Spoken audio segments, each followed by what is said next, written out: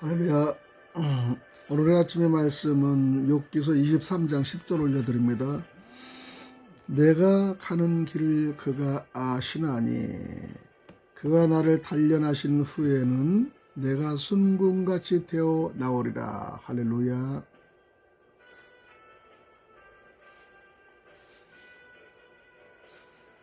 네트워크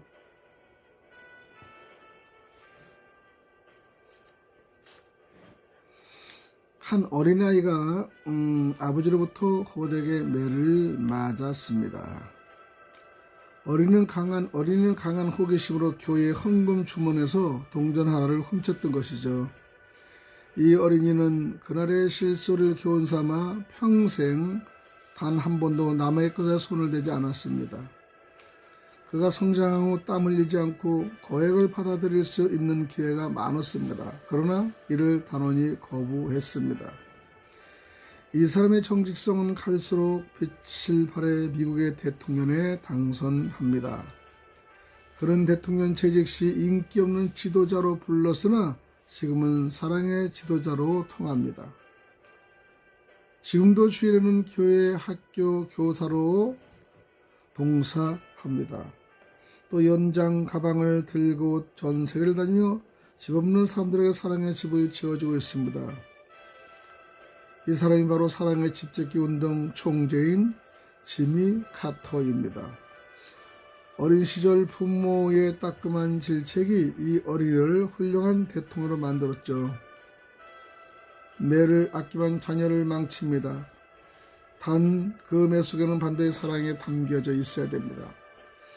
이 말씀은 우리가 주님은 우리를 사랑하기 때문에 어머니가 아들을 매를 댄 것 같이 가끔가다 성도들한테도 매를 댈 때가 있습니다. 그 매를 대면서 맞으면서 우리는 새로운 성장을 할 수가 있는 거죠. 새로운 마음으로 우리가 이끌어 나갈 수 있는 거죠. 그것은요, 매의 효과가 상당히 크기 때문입니다.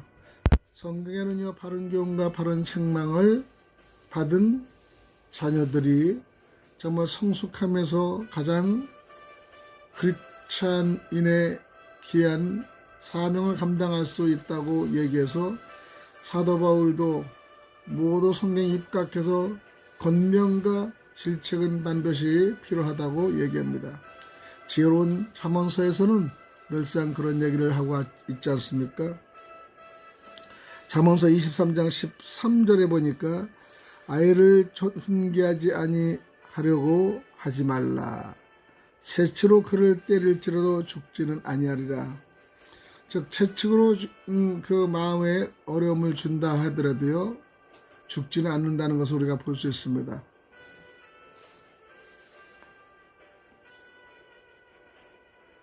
하나님은 여러분을 저를 사랑하기 때문에 간혹가다 채찍과 경계를 할 수 있기 때문에 사랑의 매로 여러분 여기시길 바랍니다. 영국 대형 박물관에는 단단한 돌 하나가 있는데 거기에는 작은 새의 발자국이 찍혀 있답니다. 필경 그 단단한 돌은 작은 새가 디뎌도 발자국이 찍힐 정도 물렁물렁했다는 증거인데 세월이 흐르는 동안 단단해져 코끼리가 밝아도 깨지기는커녕 고사하고 발자국도 나지 않을 정도로 단단하게 된 것이죠. 어린이나 청소년들은 굳어지기 전에 돌과 같은 시기입니다. 누가 어떤 자국을 남기든지 그 자국은 오랫동안 지속될 것이죠. 우리가 예수 그리스도의 사랑의 발자국을 미리 남겨놓아야 될 것입니다. 우리는 오늘의 사랑의 매를 우리가 맞는다는 것은요, 사랑의 매 때문에 미련을 깨우치기 위해서 우리는 사랑의 매를 들 때가 있습니다. 잠언서 23장 15절에 아이의 마음에는 미련한 것이 얽혔으나 징계하는 채찍이 이를 멀리 쫓아내니라고 말씀하십니다. 또 연결이 잘 안 되네요. 희한하게. 두 번째는 아이를 훈계하기 위해서 이렇게 사랑의 매를 드신다는 겁니다. 잠언서 23장 13절 아이를 훈계하지 아니하려고 하지 말라. 채찍으로 그를 때릴지라도 죽지는 아니하리라. 죽을 정도는 아니라는 거죠. 훈계를 통해 죽을 정도가 아니기 때문에 우리는 그 훈계가 얼마나 필요하다는 걸 알 수 있어요. 바른 방향, 바른 생각, 바른 성장을 하기 위해서고요. 또 바른 교훈을 통해서 그는 반드시 깨달아서 아까 예화를 말씀드린 시미 카터 같은 역할을 할 수 있는 겁니다. 사랑의 매는요 자녀를 지혜를 주기 위해서라는 말씀이 잠언서에 있습니다. 29장 15절에 채찍과 꾸준함이 지혜를 주거늘 임의로 행하게 버려둔 자식은 어미를 욕되게 하느니라 라고 하는 것이죠. 지혜로움을 받습니다. 부모의 존경함도 받습니다. 자녀에게 채찍을 맞은 자녀는 부모를 사랑하고 부모를 존경할 줄 압니다. 그렇지 않은 사람들은요 어릴 때 너무나 기원받은 상투를 잡는 무례한 짓을 자식이 많이 하지 않습니까? 자녀의 훈계는 반드시 꼭 매라는 것보다 꾸준함과 권면을 하면서 사랑의 매도 쓸 줄 알아야 된다는 것이죠. 사랑의 매를 받은 사람들은요 나중에 성장하면 틀립니다. 너무나 귀엽고 너무나 모든 것을 받은 사람은 칭찬만 받은 것들은 조그만 문제가 돼도 바로 넘어지는 거예요. 목회자들도 마찬가지입니다.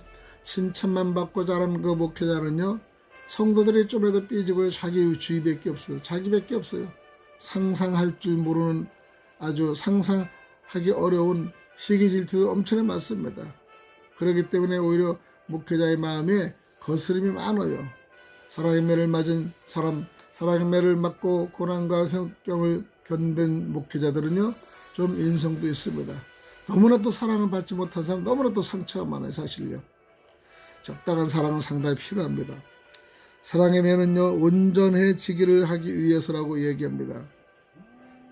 본문의 말씀대로 욥기서 23장 10절에 보니까요 내가 가는 길을 그가 아신다고 말씀하십니다. 그가 나를 단련하신 후에는 내가 순금같이 태워 나오리라는 거예요. 순금같이 태워서 나온다는 겁니다.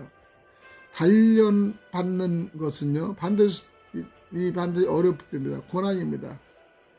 금이 더 단련받고 나면요 용광로에 들어갔다 와야 돼요. 그 용광로 속에 들어갔던 금은요 단단해져 나오는데 진짜죠. 아주 정금, 순금 되는 거예요. 99.99가 되는 겁니다.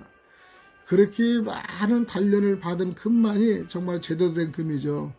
우리 인생도 마찬가지 아닙니까? 훈련을 받은 사람이 정금같이 순같이 사용하는 것을 우리는 많이 봅니다. 그리고 그런 분이 사실 훌륭하고 인격도 제대로 갖춰지지 않았습니까? 사랑의 마지막에는요 마지막 다섯 번째는 마음속 깊이 깨닫게 하기 위해서라는 거예요. 사랑의 의미가 잠언서 20장 30절에 매는 사람의 속에 깊이 들어가니라. 그래요. 어릴 때 여러분 뭐 단체로 선생님한테 손바닥 이렇게 안 맞아본 사람 있겠습니까? 한 번씩 살짝 맞죠. 나하고 관계 잘못 없습니다. 공동으로 만들 때가 많습니다. 한 사람이 잘못하면 공동 다 매를 하는 거예요. 그러니까 철저하게 공동의식을 지키기 위해서는 어느 한 사람이 문제가 아니라 전체가 잘해야 되는 거예요. 한 사람의 잘못으로 어떤 때는 한 사람의 지각으로 한 사람은 모든 것을 그렇게 봤습니다. 할렐루야. 강 집사님 기도 열심히 하시고요. 늘상 열심과 최선을 사시기 바랍니다. 새벽에 일어나 기도하는 여러분들 너무나 감사하고 축복합니다. 그렇기 때문에 여러분 어찌하든 간에 우리는 기도를 하기 위해서는요 당연하게 여러분과 함께 일해야 되는 거예요. 그리고 여러분이 어렵고 힘든 그 과정을 볼 때마다 이 과정을 반드시 견디는 사람이 승리하는 겁니다. 예수 그리스도 때문에 그날 돌아가셨지만은 완전하게 돌아가시고 살았습니다. 돌아가시기 전까지는 그분이 죄가 없었어요. 여러분을 다 살리고 그다음에 여러분의 모든 환경을 조성해 주고요. 그럼에도 불구하고 예수님은 돌아가셨지 않습니까? 왜? 사랑하는 우리들을 살리기 위해서. 여러분 자녀들이 상처가 날 수가 있습니다. 상처가 나는데요. 그 상처 때문에 얼마나 어려운지 몰라요. 일전에 우리 성도님 옛장터 식당에서 만난 분 여자분이 소주를 마시면서 기분이 상해하시는 걸 봤어요. 대화를 나눴어요. 그리고 전화번호 줬습니다. 근데 그분이 교회 위치가 어디예요? 물어봤는데 그날 교회로 오기로 한 날에 못 오겠어요. 메시지가 왔어요. 애기가 아니라 고등학교 3학년이라고 그래야 돼. 아들이 화상을 줬대요. 그래서 서울 어느 병원에 들어가셔서 못 온다는 얘기를 했습니다. 여러분, 모든 인생은요, 내가 아무리 부모가 잘해도요, 관리를 할 수 없는 거예요. 관리를 할 수 없는 거예요. 어린애들을 아무리 여러분이 뭐 따로 다녀도요, 관리할 수 있나요? 잠깐 눈 사이에 어떤 어린아이는 난로에 불을 떼고 뜨거운 물을 화상을 짓고요. 여러모로 어려운 일을 많이 당합니다. 우리는요, 내가 다 하는 것이 아니라 여러분 부모들은요, 자녀들을 맡겨야 되는 거예요. 가끔가다 목회자님들 자녀들 보면 4-5명 낳으신 분이 있어요. 어려워도요.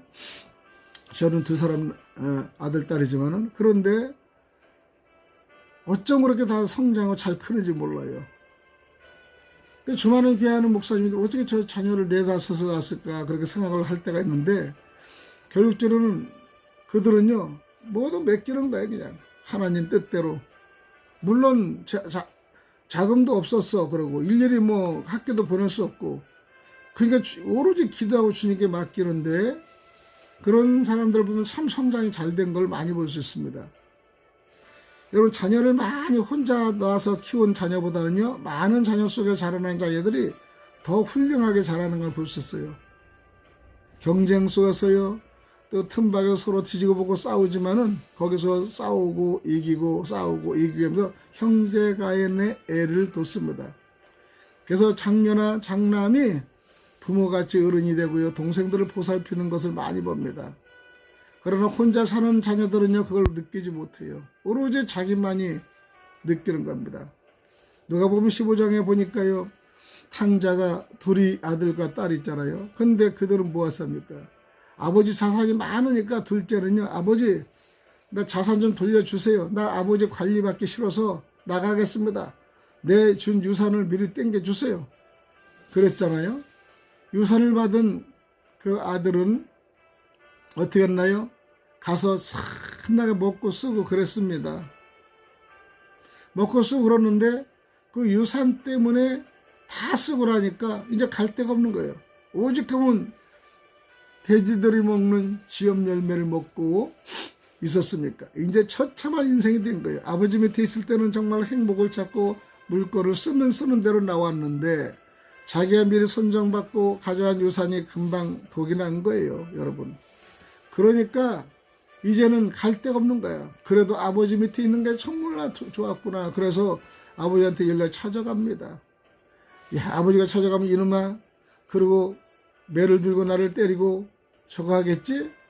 근데 아버지가 그냥 아들의 그림자를 보는 순간부터, 못을 보는 순간부터 그냥 쫓아서 내 아들아 잘 왔다고 하지 않습니까? 아버지는 용서하고 아들로 인정하는 겁니다.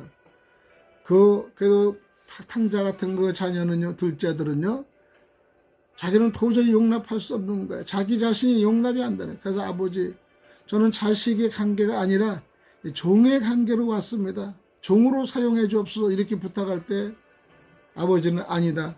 아들은 아들이지. 무슨 종이냐? 아니 된다. 그러면서 소를 잡고 그냥 잡고 잔치상을 하는 걸 볼 수 있어요. 거기에 시험 받은 사람이 있지 않습니까? 큰아들이에요. 큰아들이 우리가 집안에 잔치가 더들썩하니까 왜 저기 시끄러우냐? 그러니까 종이 와서 집 나간 동생분이 들어왔습니다. 그래서 좀 잔치를 합니다. 그 순간 동안 얼굴이 변하면서 화가 난 거예요. 난 이렇게 매일 뭐 집에서 있고 일도 도와주고 그랬는데 나한테는 잔치상을 하나도 안 하는데 왜 그렇게 잔치를 하고 난리야? 아버지께 원망하고 화를 냅니다. 여러분, 이것이 형으로서 할 일이 아니죠. 사실은 형은 돌아간 동생이 왔다면은 형답게 내 아우 내가 얼마나 보고 싶었는데 사랑한다 그러면서 하면 되는데, 잔치하고 밥 먹고 깨끗이 씻고 옷을 갈아입고 맛있는 음식을 만들어 주는 것 자체가 화가 팔칵 난 거예요. 여러분, 이렇게 인간들은 그렇게 악합니다. 남한테 사랑을 베풀면 그 사랑을 베풀어 준 걸 인정하지 않으려고 그래요. 자기 동생인데도 인정하지 않아요. 형제간에도요, 그게 참 그냥 시기 질투가 많습니다. 그래서 성경에는요, 돌아온 탕자를 더 인정했고요. 집에서 충실히 일하면서 하나님께 원망하고 아버지의 원망한 그 큰아들은요, 오히려 더 악인으로 찍힌 거예요, 여러분. 인간으로 보면은 형은 아버지를 잘 도왔고 시킨 대로 했는데, 자식놈, 둘째 놈은 가서 다 버리고 먹고 쓰고 와서 또 대접을 받아 화가 나는 거죠. 주님의 사랑은요, 우리는 그런 마음으로 우리를 사랑하는 거예요. 우리같이 죄인을 사랑하고요, 우리같이 죄가 많은 자를 우리를 또 넘어져도 살리고 반가워하는 것을 보면요, 얼마나 기뻐하는지 몰라요. 여러분, 그래서 반드시 우리는요, 어떤 상황 속에도 일을 할 때 하나님이 우리를 채찍을 하는 것도 돌아올 수 있는 기회를 만드는 거예요. 둘째 아들같이 미리 선불로 따서 재산을 다 해봤는들 아버지까지 재산을 늘리지 못하고 경영을 하지 못하는 겁니다. 먹고 마셔라. 세상에서 계속 보면요, 먹고 마시는 사람이 얼마나 좋은 거예요. 일시적으로는 즐겁고 기쁠지 모르지만 먹고 마시는 순간에 인생은 다 망가지는 거예요. 여러분, 먹고 마시는 자체에서 우리가 기쁨을 찾으면 안 되는 거예요. 먹고 마시는 것을 우리가 어쩔 수 없이 삶의 동기가 되고요, 수단이 돼야 되는 겁니다. 안 먹으면 죽잖아요. 그러니까 먹는 것도 절제해서 먹을 줄 알아야 돼요. 우리가 교회 다니고 은혜를 받잖아요. 은혜는 절제해야 돼. 절제하지 않고는 우리가 은혜를 받을 수 없어요. 무조건 우리가 세상 걸 다 원하다가 은혜를 받을 수 없어요. 우리가 은혜 받기 위해서는 모든 자기 일도 절제를 하고요, 절제를 하면서 우리가 살아가야 됩니다. 여러분은 절제의 의미를 잘 모를지 모르지만 절제라는 게 대단한 은혜입니다. 절제라는 게 대단한 은혜입니다. 그 절제의 의미를 여러분 정말 받으시길 바랍니다. 그래서 우리는 사랑의 매가 얼마나 중요한지 몰라요. 사랑의 매. 욥기서 23장 10절 다시 본문의 말씀을 읽어드립니다. 내가 가는 길을 그가 아시나니 그가 나를 단련하신 후에는 내가 순금같이 되어 나오리라. 할렐루야. 기도드립니다. 하나님 아버지, 감사합니다. 오늘도 순금 같은 우리가 단련받아 정말로 정금같이 사용하길 원합니다.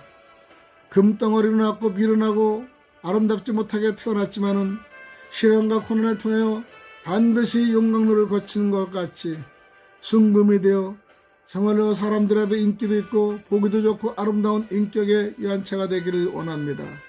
오늘도 주님이 저희들을 이렇게 순금까지 쓰기 전까지는 얼마나 많은 고난과 힘을 우리가 받았습니까? 그 과정을 반드시 거칠어 깨어날 수 있도록 도와주시옵소서.